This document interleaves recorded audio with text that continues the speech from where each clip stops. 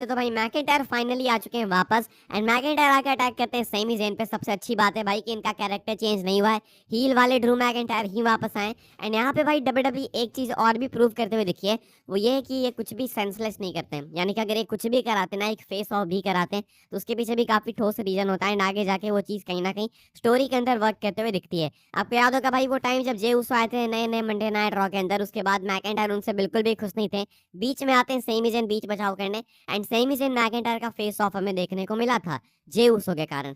आज मैकिंटायर आते हैं भाई एंड सीधा अटैक करते हैं सेमी ज़ेन पे एंड सेमी ज़ेन है उनके नेक्स्ट टारगेट। तो भाई मैकिंटायर का रिटर्न मुझे काफ़ी इंपैक्टफुल लगा। मैकिंटायर ने भाई बाद में एक वीडियो भी अपनी शेयर करी जहाँ पे वो कहते हैं कि तुम लोग मुझे भूल गए या फिर ऐसा कुछ करके कि इतनी जल्दी मुझे भूल गए। तो मैकिंटायर भाई फाइनली वापस आ चुके हैं। एक्सपेक्टेड था कि वो नवंबर या फिर दिसंबर में वापस आएंगे। वो एडवर्टाइज भी थे भाई इस महीने के एंड में जो शो होने वाला है एमएसजी का, वहाँ के लिए। तो मैकिंटायर भाई फाइनली वापस आ चुके हैं एंड एक्सपेक्ट करो भाई कि मैकिंटायर अभी कुछ टाइम तक मान के चलो 2 ढाई महीने मिनिमम आपको फ्यूड करते हुए दिखेंगे सेमी ज़ेन के साथ में। नहीं तो 2-3 मैचेस जल्द से जल्द कंप्लीट हो जाएं, डब्ल्यूडब्ल्यूई वहां पे जाके इनकी फ्यूड एंड कर देगी। तो फिलहाल भाई आपको कैसा लगा मैकिंटायर का ये वाला डायरेक्शन, कमेंट करके बताना कि आपके अकॉर्डिंग ये सही था, मैकिंटायर को अटैक करना चाहिए था सेमी ज़ेन पे, हाँ या फिर ना, लिख के बताना। एंड अभी देखना होगा भाई बिकॉज अपडेट थी कि सेमी ज़ेन एंड ये जो जे उसो वगैरह है, ये सब अभी भी ब्लड लाइन के साथ ही इंटैक्ट रहेंगे। तो यहाँ पे मैकिंटायर का अटैक हो चुका है, तो ब्लड लाइन कैसे इन्वॉल्व होगी इस वाली चीज के अंदर एंड आगे कहानी कहाँ जाएगी, वो भी देखने लायक है। तो फिलहाल भाई क्या है आपके रिएक्शंस मैकिंटायर के रिटर्न के ऊपर,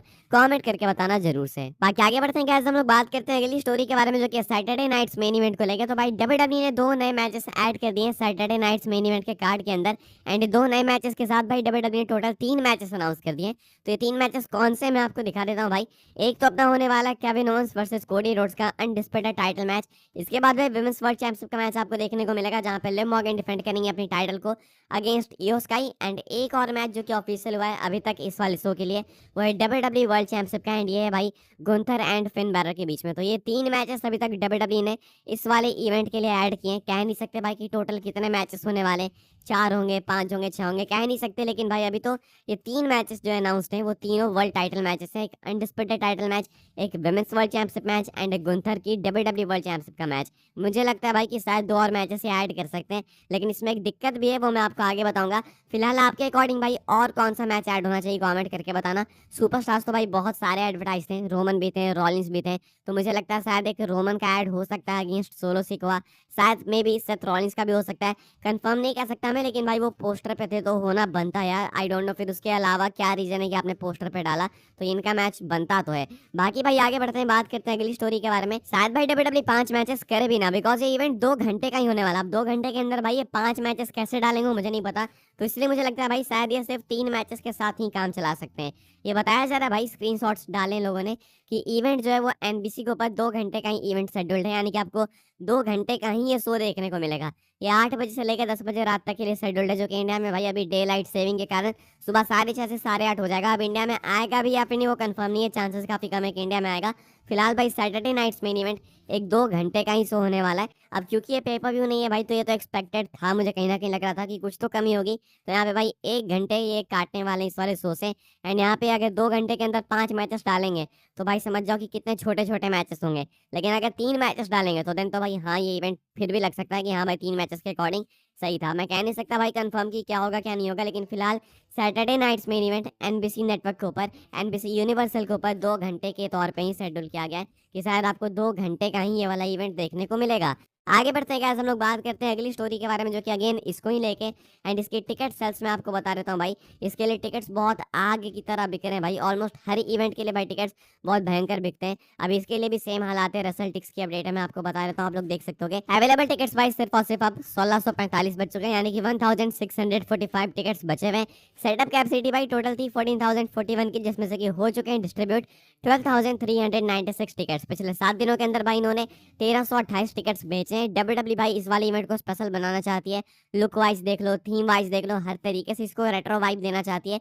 क्राउड को भी ज़्यादा भरना चाहते थे, इसलिए भाई इन्होंने कुछ नए सीट्स भी ऐड करे।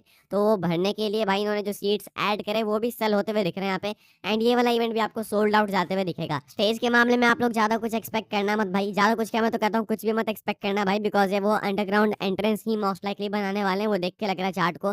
फिलहाल भाई ये कुछ अपडेट है सैटरडे नाइट्स मेन इवेंट के टिकट सेल्स को लेके। 1645 टिकट्स बचे भाई इस वाले इवेंट के लिए, दिन बचे इस वाले इवेंट को अराउंड 10 से 11। तो आपके अकॉर्डिंग भाई क्या ये वाला इवेंट सोल्ड आउट जाने वाला है, हाँ या फिर ना? आप लोग गेस कर सकते हो, लिख सकते हो कमेंट सेक्शन के अंदर। आगे बढ़ते हैं गाइस, हम लोग बात करते हैं अगली स्टोरी के बारे में, जो कि बिगी को लेके।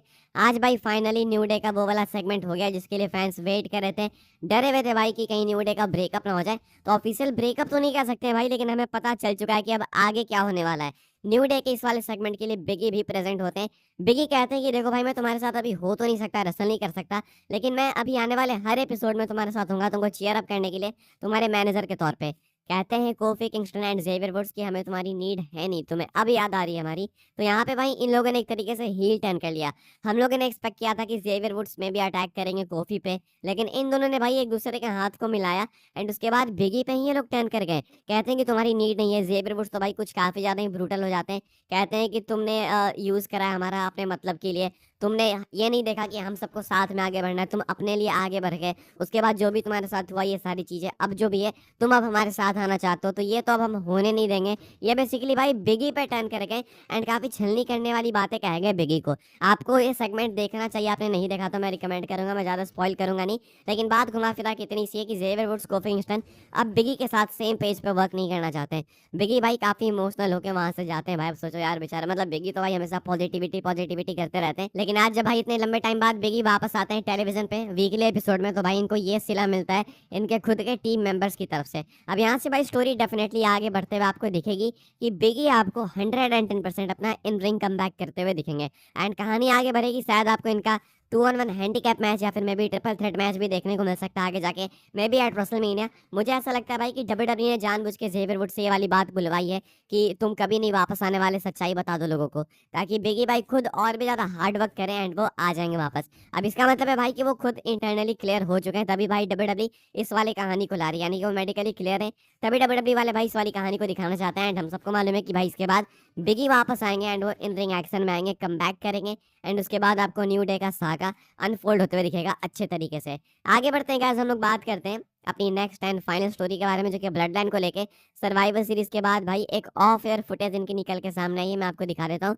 हमें मालूम है कि जिमी उसो भाई इंजर हो गए, जिमी उसो को टो इंजरी हुई, जे उसो ने कंफर्म करा एंड इसके बाद जब इनको ढो के ले जा रहे होते हैं भाई जिमी उसो को, जे उसो एंड सेमी ज़ेन, तो आप देख सकते हो रोमन रेंस आगे हैं, पीछे रोमन रेंस मुड़ते हैं भाई, इनको कंसोल करते हैं, गले से लगाते हैं रोमन रेंस एंड इस तरीके से भाई अपना प्यार दिखाते हैं जिमी उसो के लिए कि इन्होंने मैच के अंदर जो भी कुछ किया उसके लिए।